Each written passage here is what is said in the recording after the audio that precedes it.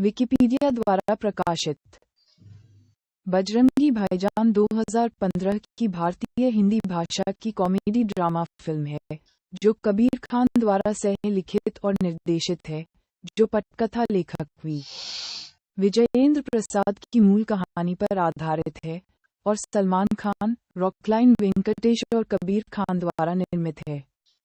Film में सलमान के साथ नवोदित अभिनेत्री हर्षाली मल्होत्रा, करीना कपूर खान और नवाजुद्दीन सिद्दीकी हैं और यह हिंदू देवता हनुमान के भक्त पवन कुमार चतुर्वेदी की कहानी है, जो भारत में अपनी मां से बिछड़ गई 6 साल की मूक बधिर पाकिस्तानी मुस्लिम लड़की शाहिदा को उसके गृहनगर वापस ले जाने के लिए यात्रा पर निकलता है। 75 करोड़ रुपए के बजट पर बनी मुख्य फोटोग्राफी नवंबर 2014 में शुरू हुई। सिनेमेटोग्राफी असीम मिश्रा द्वारा की गई थी और इसका संपादन रामेश्वर एस भगत द्वारा किया गया था। जूलियस पेकियम ने फिल्म का स्कोर तैयार किया था, जबकि फिल्म में दिखाए गए गाने प्रीतम द्वारा रचित थे। रिलीज होने पर बजरंगी भाईजान को व्यापक आलोचनात्मक प्रशंसा मिली।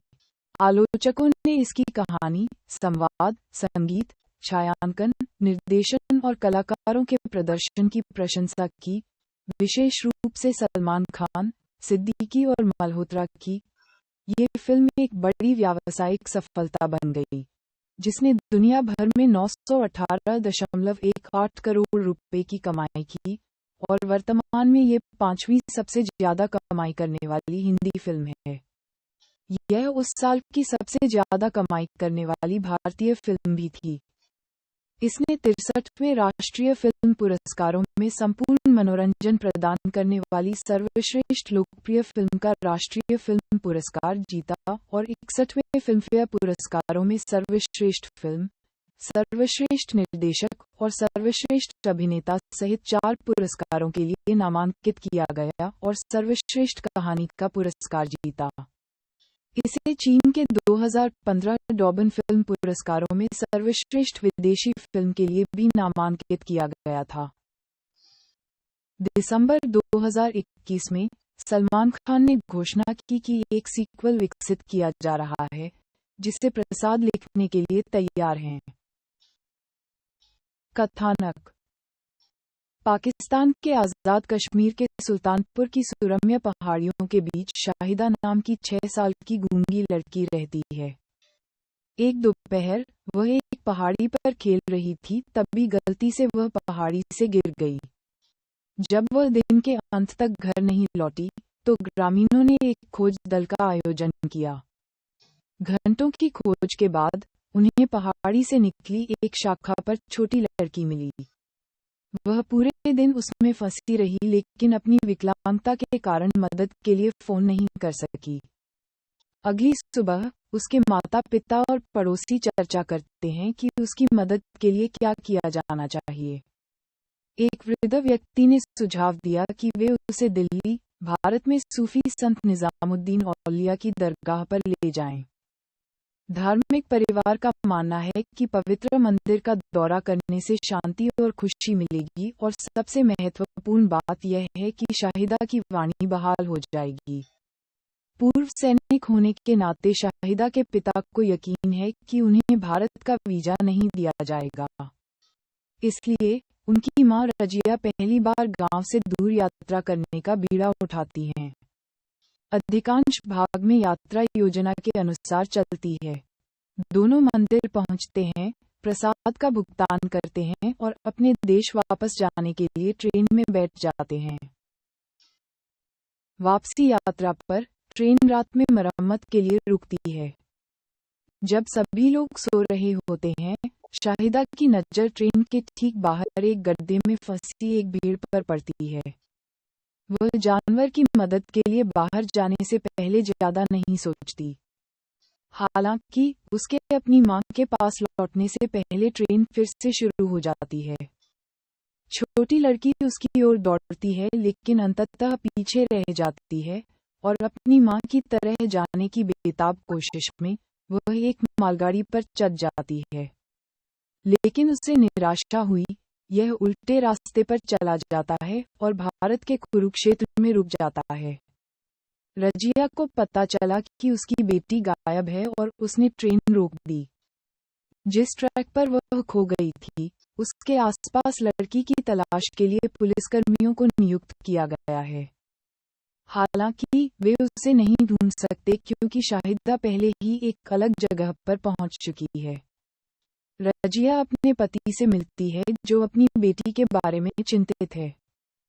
उन्हें भारत वापस आने के लिए तत्काल वीजा नहीं मिल सकता, जिससे उन्हें बहुत निराशा हुई। माता पिता के पास ये प्रार्थना करने के अलावा कोई रास्ता नहीं है कि उनकी बेटी सुरक्षित रहे। इस बीच शाहिदा अब एक अलग देश में खो गई है और उसके पास संवाद करने का कोई रास्ता नहीं है। एक धार्मिक उत्सव में वह एक अजनबी को सड़क किनारे रेस्तरां में खाना खाते हुए देखती है। वह अजनबी दयालु पवन कुमार चतुर्वेदी हैं जो उन्हें अपने साथ भोजन करने के लिए आमंत्रित करते हैं। कुछ मिनटों तक उससे बात कराने की कोशिश करने के बाद उसे एहसास हुआ कि वह गूंगी है और उसे मुन्नी कहना शुरू कर दिया। भूख से व्याकुल मुन्नी ने खाना खत्म किया और पवन के पीछे पीछे चली, यह मानते हुए कि वह त्योहार के दौरान अपने माता पिता से अलग हो गई थी। उसने उसे एक मंदिर के सामने रहने के लिए कहा। पवन एक कट्टर हिंदू ब्राह्मण और भगवान हनुमान के प्रबल भक्त हैं। उनका मानना है कि अगर मुन्नी उनके मंदिर के सामने रहेगी तो भगवान हनुमान उन्हें घर ले जाएंगे।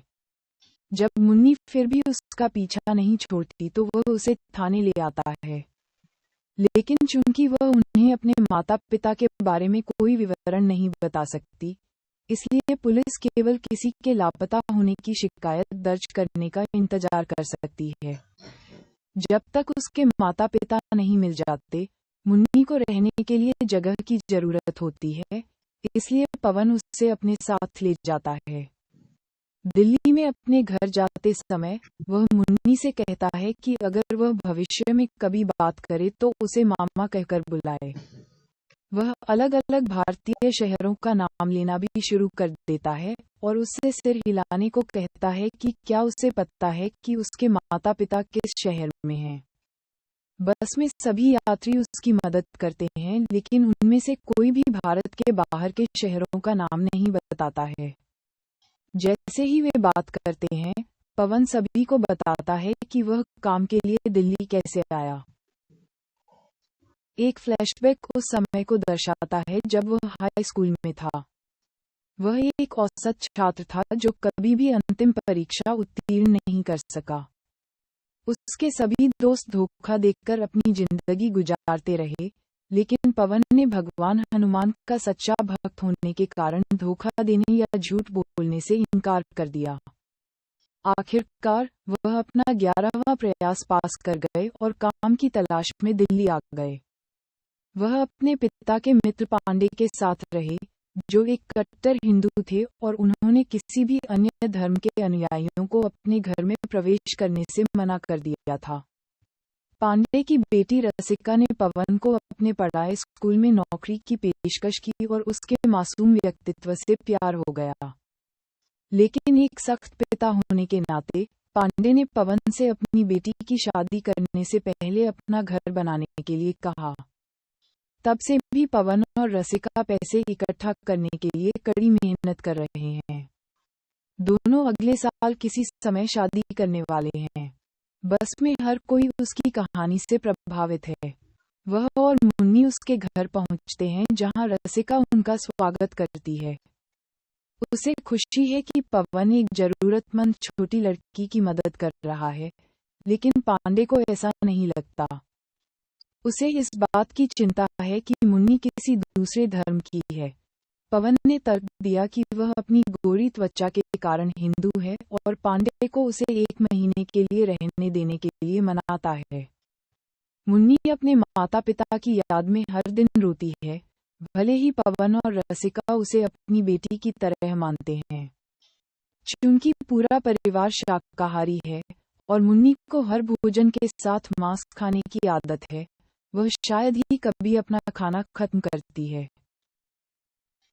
एक दिन पवन और रसिका ने उसे एक मुस्लिम पड़ोसी के घर में घर का बना चिकन खाते हुए पाया। पवन उसे उस शाम एक रेस्तरां में लाता है और उसे जो भी पसंद हो उससे खाने देता है, भले ही मांस खाना उसके धर्म के खिलाफ है। मुन्नी को सड़क किनारे बिकने वाली चमकीली चूड़ियां बहुत पसंद हैं। एक दिन बाजार में घूमते समय विक्रेता द्वारा रोके जाने से पहले वह मासूमियत से चूड़ियों का एक पैकेट उठा लेती है। पवन उसे वह लौटा देता है और चोरी के लिए भगवान से माफी मांगने के लिए मंदिर ले जाता है।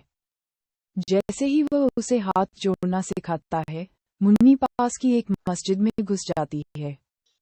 पवन उसके पीछे अंदर जाने में झिझकता है, लेकिन फिर भी वह ऐसा करता है।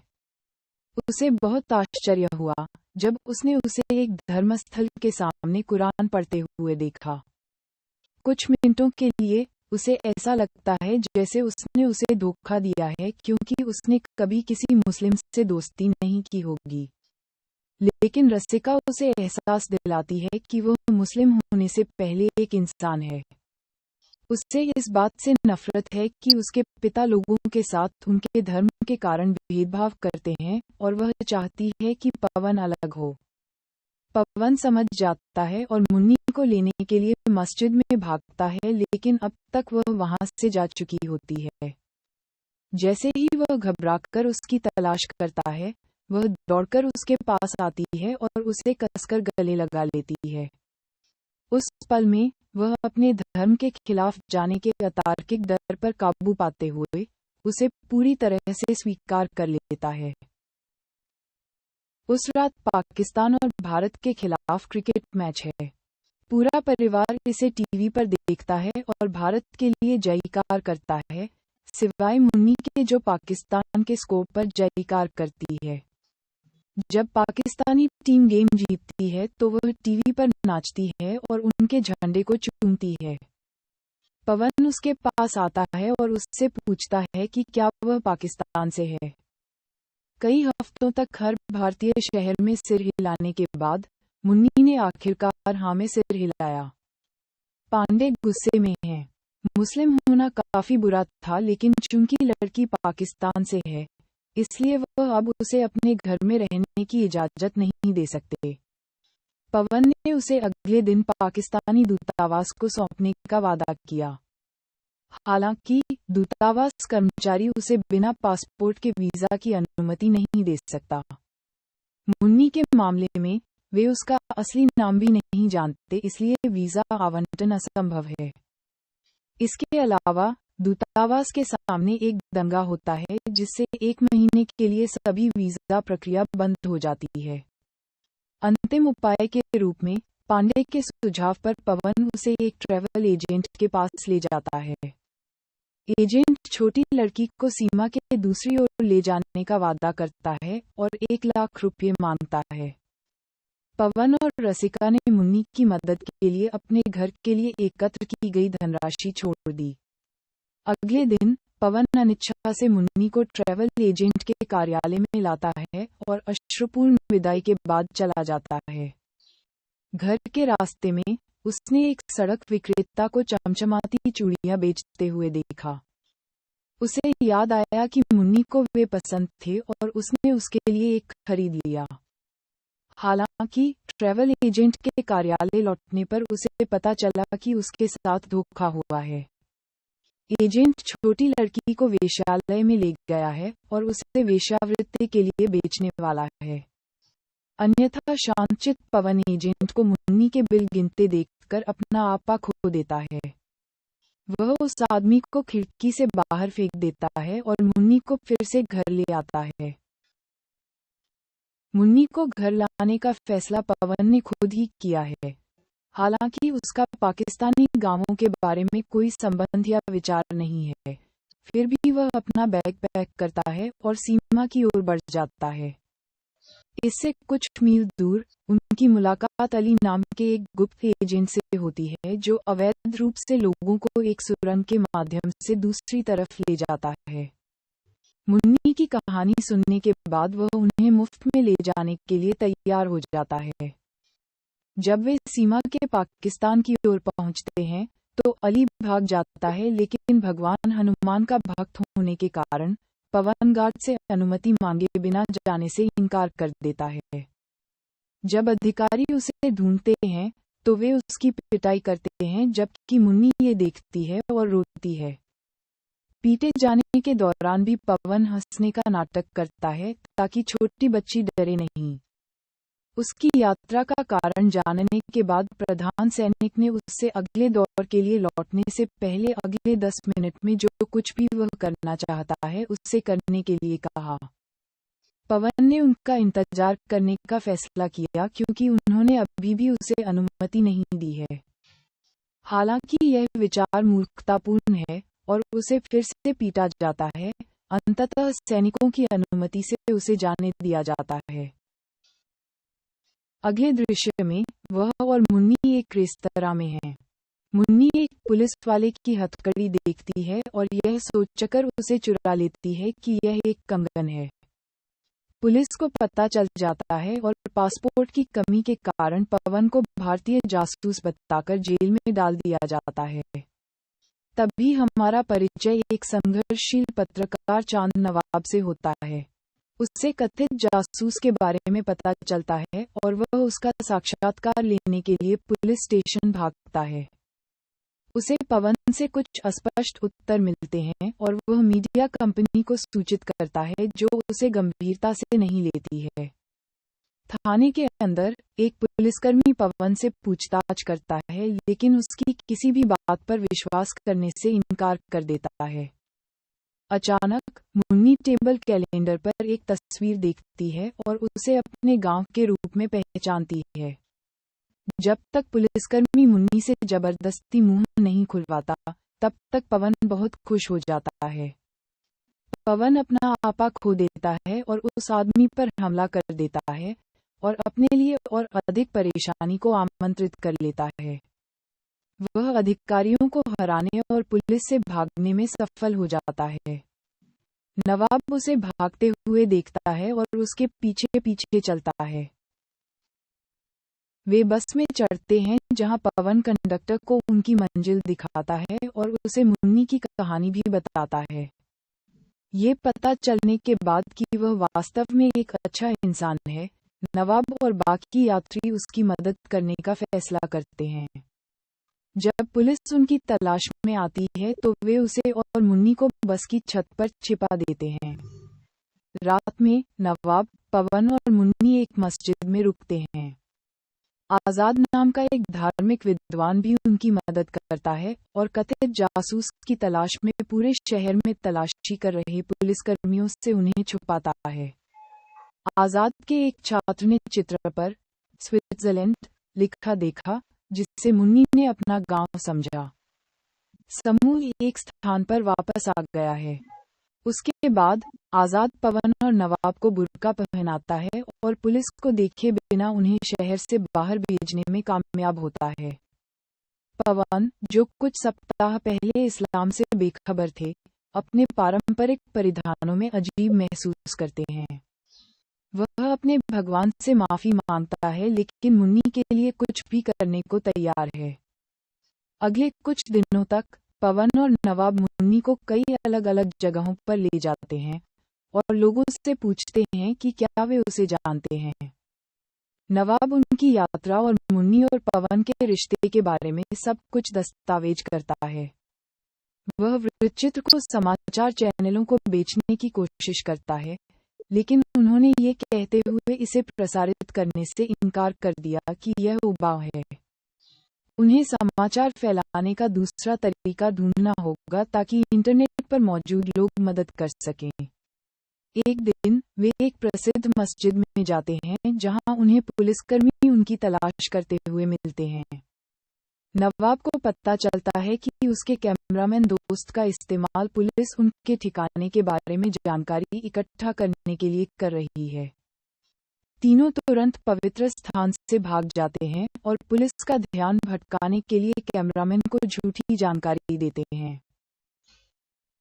इसके बाद समूह मस्जिद में अपने समय के फुटेज की समीक्षा कर रहा है जब मुन्नी एक क्लिप में अपनी मां को पहचानती है। वे उसे एक विशिष्ट बस में चढ़ते हुए देखते हैं और अगले ही दिन बस चालक के पास जाते हैं। पूछने पर वह उन सभी गांवों का नाम बताता है जो उसके दैनिक मार्ग में आते हैं। उनमें से एक सुल्तानपुर है जहां मुन्नी पुष्टि करती है कि वह उसका घर है। आखिरकार अपनी मंजिल पाकर नवाब और पवन गले मिले। नवाब यूट्यूब पर वीडियो डॉक्यूमेंट्री भी अपलोड करता है और पुलिस को इसके जरिए उनकी लोकेशन का संकेत मिल जाता है। सुल्तानपुर जाते समय बस को जांच के लिए रोका गया। कोई रास्ता न होने पर पवन पुलिस की नजरों में आ जाता है और भागने का नाटक करता है। जब लोग उसे पकड़ने की कोशिश कर रहे होते हैं तो नवाब मुन्नी को पकड़ लेता है और उसे उसके गांव वापस ले आता है। अगले दृश्य में हम मुन्नी को अपनी मां के पास भागते हुए देखते हैं, जो उसे देखकर अधिक खुश नहीं हो सकती थी। जैसे ही वह अपने परिवार के साथ फिर से मिलती है, पवन को पुलिस द्वारा पीटा जाता है।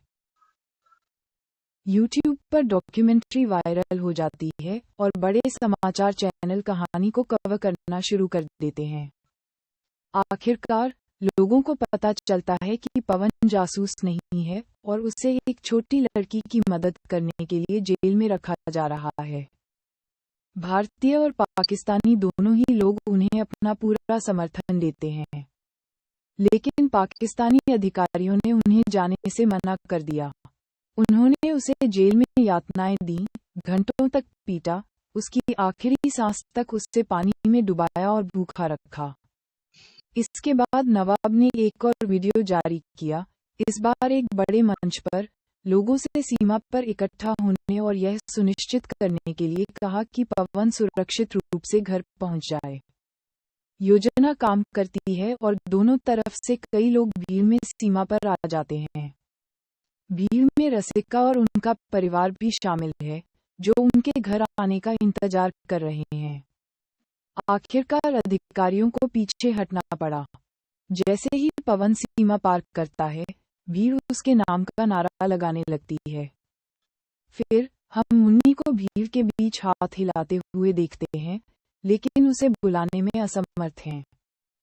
अचानक वह चिल्लाती है, माँ। जब वे पहली बार मिले थे तो पवन चाहता था कि वह उसे इसी नाम से पुकारे। जैसे ही वह अलविदा कहती है, भीड़ चुप हो जाती है। पवन चौंककर पलट जाता है। कहानी तब समाप्त होती है जब वे एक दूसरे के पास दौड़ते हैं और गले मिलते हैं। ढालना। पवन कुमार चतुर्वेदी उर्फ बजरंगी भाईजान के रूप में सलमान खान, एक हिंदू ब्राह्मण जो प्रतापगढ़ का रहने वाला है और अपने पिता दिवाकर की मृत्यु के बाद से दिल्ली में रह रहा है। किशोर पवन के रूप में नजीम खान। शाहिदा मुन्नी अजीज के रूप में हर्षाली मल्होत्रा, एक मूक पाकिस्तानी लड़की जो भारत में खो जाती है और पवन से मिलती है, जो उसे घर वापस ले जाना अपना मिशन बना लेता है। रसिका पांडे के रूप में करीना कपूर खान, दयानंद और अर्चना की बेटी और पवन की प्रेमिका और मंगेतर। नवाजुद्दीन सिद्दीकी चांद नवाब के रूप में एक पाकिस्तानी समाचार रिपोर्टर और पवन के बाद के सहयोगी, इसी नाम के एक वास्तविक जीवन के पाकिस्तानी रिपोर्टर पर आधारित है। दयानंद पांडे के रूप में शरद सक्सेना, अर्चना के पति और रसिका के पिता, दिवाकर के बचपन के दोस्त। अर्चना पांडे, दयानंद की पत्नी और रसिका की मां के रूप में अलका बडोला कौशल। रजिया अजीज के रूप में मेहर विज, रऊफ की पत्नी और शाहिदा की मां जो ट्रेन में उसे खो देती है। कामिल यूसुफ के रूप में कुशाल पवार, चांद नवाब के कैमरामैन को पवन और चांद नवाब के बारे में जानकारी प्राप्त करने के लिए पुलिस ने पकड़ लिया। रऊफ अजीज, रजिया के पति और शाहिदा के पिता के रूप में मीर सरवर। फारूक जहरुल्लाह के रूप में कमलेश गिल, रजिया और शाहिदा के साथ ट्रेन में यात्री। ओम पुरी एक धार्मिक विद्वान मौलाना आजाद के रूप में। भर दो झोली मेरी गाने में गायक के रूप में अदनान सामी। राजेश शर्मा एक पाकिस्तानी वरिष्ठ पुलिस अधिकारी हामिद खान के रूप में। कृणाल पंडित वर्धन के रूप में दिल्ली में ट्रैवल एजेंट। बुसमान बू अली के रूप में मुरसलीन कुरैशी भारत पाकिस्तान की सीमा पर तस्कर है जो पवन और मुन्नी को अवैध रूप से सीमा पार करने में मदद करता है। पुलिस इंस्पेक्टर इकबाल कुरैशी के रूप में मनोज बख्शी। शमशेर अली पाकिस्तानी समाचार चैनल प्रमुख और चांद नवाब के बॉस के रूप में हर्ष सिंह।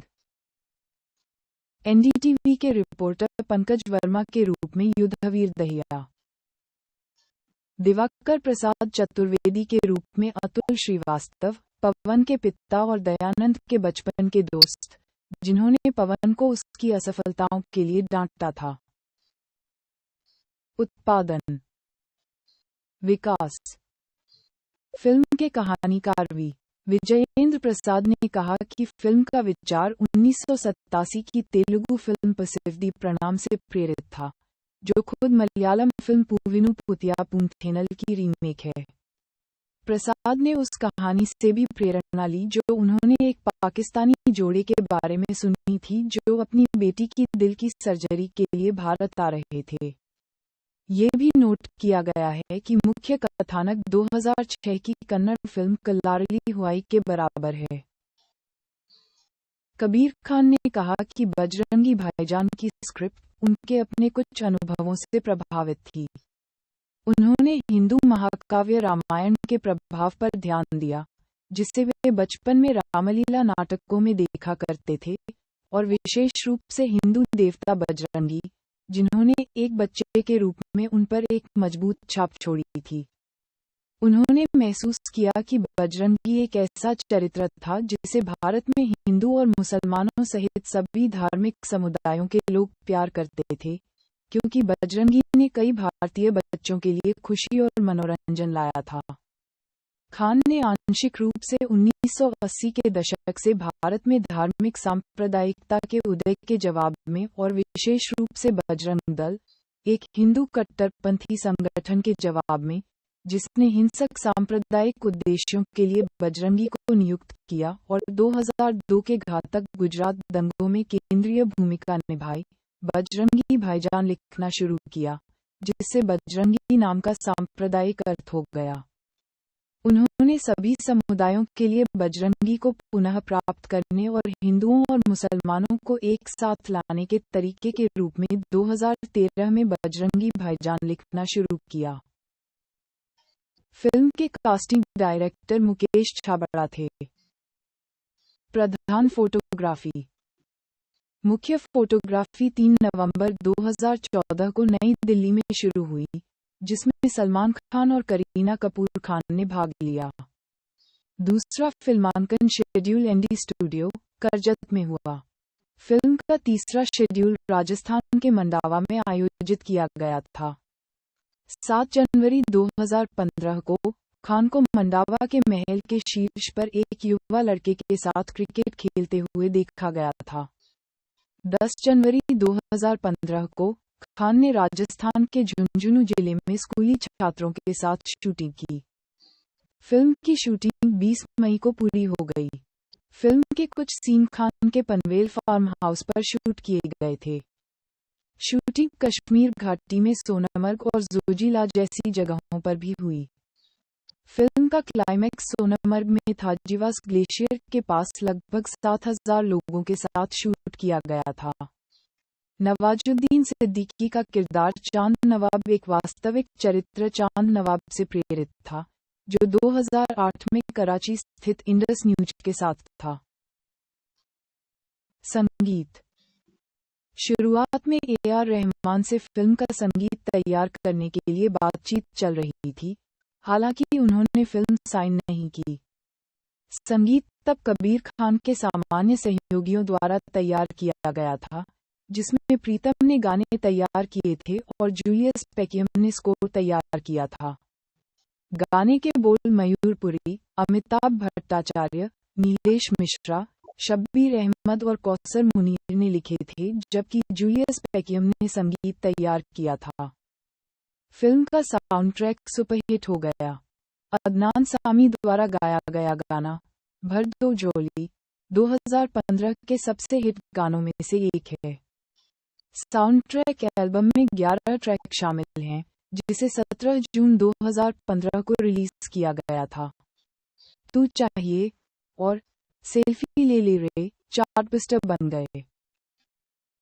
फिल्म में कव्वाली, भर दो झोली मेरी या मोहम्मद शामिल है, जो मूल रूप से पूनम इलाहाबादी द्वारा लिखी गई है और साबरी ब्रदर्स द्वारा संगीतबद्ध और गाया गया है। कव्वाली को अदनान सामी खान की आवाज के साथ नया रूप दिया गया और इसमें आंशिक रूप से दाम अली अली भी शामिल है।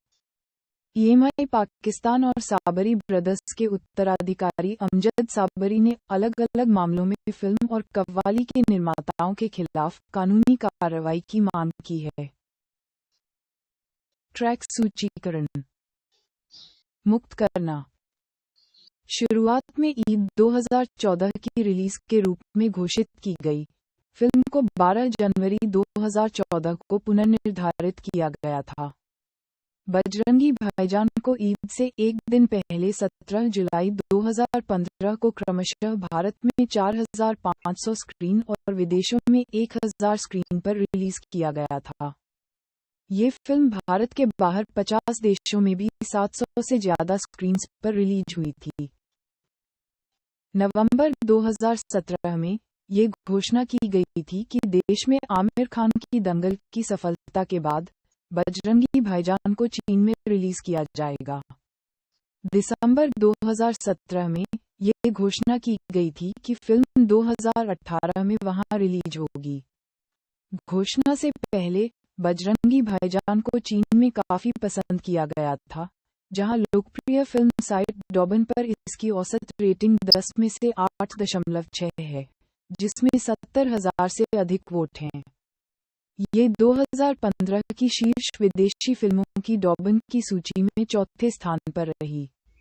बजरंगी भाईजान को चीन में क्याओ लो ली दे हो शे दाशु शीर्षक के तहत रिलीज किया गया था, जिसका मोटे तौर पर अनुवाद लिटिल लोलिताज मंकी गॉड अंकल है।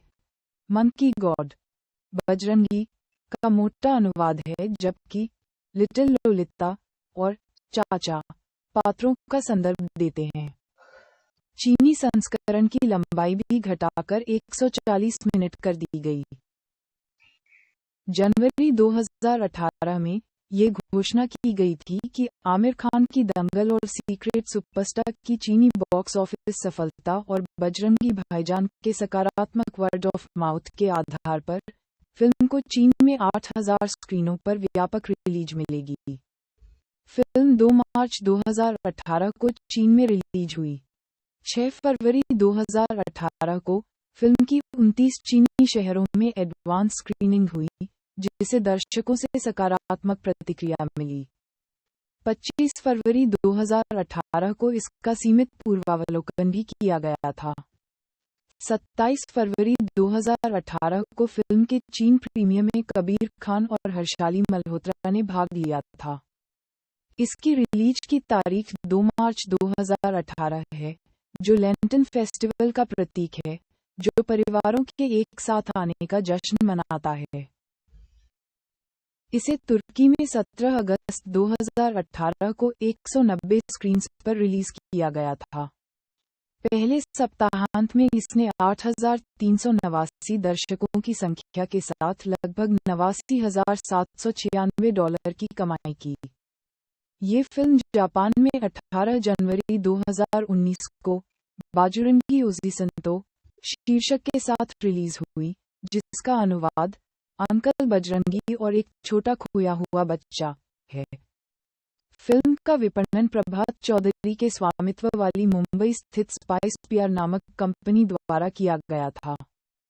बजरंगी भाईजान मूवी गेम फिल्म पर आधारित एक action adventure mobile video game Playzone द्वारा विकसित किया गया था और फिल्म के साथ रिलीज किया गया था। स्वागत। समीक्षा एग्रीगेटर वेबसाइट रॉटन टोमाटोज पर 17 आलोचकों में से 88% समीक्षाएं सकारात्मक हैं, जिनकी औसत रेटिंग 6.4/10 है। भारत में बॉलीवुड हंगामा ने फिल्म को 5 में से 4.5 स्टार देते हुए लिखा कि ये फिल्म आसानी से सलमान खान की अब तक की सर्वश्रेष्ठ फिल्म बनने के योग्य है, जिसमें उनके करियर का सर्वश्रेष्ठ प्रदर्शन है। फिल्म आपको पूरी तरह से जीत लेती है। टाइम्स ऑफ इंडिया के सृजना मित्रा दास ने फिल्म को 5 में से 4 स्टार देते हुए लिखा कि बजरंगी भाईजान सलमान खान की सबसे साहसी फिल्म है, जहां सलमान एक सुंदर प्रदर्शन प्रस्तुत करते हैं, लेकिन कहानी को असली दबंग बनाते हैं। फिल्मफेयर के लिए रचित गुप्ता ने लिखा है कि अगर फिल्में प्रेरित करने के लिए होती हैं, तो बजरंगी भाईजान अपने उद्देश्य को शानदार सफलता के साथ पूरा करती है। फिल्म को 5 में से 3.5 स्टार देते हैं। Rediff.com के राजा सेन ने 5 में से 3.5 स्टार रेटिंग देते हुए बताया कि बजरंगी भाईजान एक अति गंभीर, अति सरलीकृत, निरर्थक रूप से मधुर और बार-बार घटिया फिल्म है, जिसे काम नहीं करना चाहिए क्योंकि यह कितनी पूर्वानुमानित और घटिया है। फिर भी एक अच्छी तरह से चुनी गई सहायक कलाकार, संवाद की कुछ तीखी पंक्तियों और सबसे महत्वपूर्ण रूप से इसके समग्र दिल के कारण ये काम करती है और अच्छी तरह से काम करती है। CNN IBN के राजीव मसंद ने 5 में से 3 स्टार देते हुए टिप्पणी की, बजरंगी भाईजान 2 घंटे और 35 मिनट में बहुत लंबी है और इसमें कुछ गंभीर कटौती की जा सकती थी, खासकर इसके पहले भाग में। फिर भी ये बॉडीगार्ड और रेडी जैसी विशिष्ट सलमान खान की ब्लॉकबस्टर फिल्मों की तुलना में अधिक आकर्षक है, यदि केवल इसलिए कि इसमें एक कहानी का अंश है और इसका दिल सही जगह पर है। हिंदुस्तान टाइम्स की अनुपमा चोपड़ा ने कहा, बजरंगी भाईजान सरल है, कभी-कभी मूर्खतापूर्ण है और थका देने वाली है। ये बेशर्मी से छेड़छाड़ भी करती है, लेकिन ये काम करती है। निर्देशक और सह-लेखक Kabir Khan larger than life Salman की छवि को बरकरार रखते हैं, लेकिन इसे विकसित करने की भी अनुमति देते हैं ताकि स्टार सिर्फ एक चालाक सुपरमैन न रहे। मिंट के लिए उदय भाटिया ने लिखा, ये कहना कि बजरंगी भाईजान अधिकतम भावनात्मक प्रभाव के लिए तैयार है, एक अतिशयोक्ति है। इसे इसके लिए इंजीनियर किया गया है। इसके हिस्सों को सावधानीपूर्वक इकट्ठा किया गया है ताकि आप हर दूसरे दृश्य पर हंस सकें, हर 10 मिनट में आंसू बहा सकें। हर्षाली मल्होत्रा की तारीफ करते हुए वह कहते हैं, कौन कहता है कि फिल्म बनाने के लिए आपको एक लड़की और बंदूक की जरूरत होती है? ये फिल्म साबित करती है कि आपको केवल पहले वाली की जरूरत है, बशर्ते वह 6 साल की आपराधिक रूप से प्यारी बच्ची हो। इस फिल्म के मुख्य कथानक तत्व और 2006 की कन्नड़ फिल्म कल्लारली हुआई के बीच समानताएं देखी गईं। विदेशों में भी फिल्म को चीनी समीक्षकों से सकारात्मक समीक्षा मिली। चीन में कई आलोचकों ने, जहां इसे लिटिल लोलिता के मंकी अंकल के रूप में रिलीज किया गया था, 16वीं शताब्दी के चीनी महाकाव्य जर्नी टू द वेस्ट और इसके बंदर राजा नायक सन वुकोंग के साथ कथात्मक समानताएं देखीं, जिससे फिल्म चीनी दर्शकों के लिए प्रासंगिक बन गई। विभिन्न देशों, धर्मों और नस्लों के लोगों को जोड़ने की फिल्म की थीम भी चीनी दर्शकों को पसंद आई। जापान में जनवरी 2019 में रिलीज होने पर यह फिल्म दर्शक संतुष्टि सर्वेक्षण पर सप्ताह की सबसे ज्यादा रेटिंग वाली फिल्म थी। Box office. बजरंगी भाईजान ने भारत में 444.92 करोड़ रुपए और विदेशों में 473.26 करोड़ रुपए की कमाई के साथ दुनिया भर में कुल 918.18 करोड़ रुपए की कमाई की। भारत। बजरंगी भाईजान फिल्म ने लगभग 27.25 करोड़ रुपए की नेट कमाई की। रिलीज के पहले दिन भारत में और इसके दूसरे और तीसरे दिन शुरुआती सप्ताहांत में कुल 102.60 करोड़ रुपए की कमाई के साथ वृद्धि देखी गई।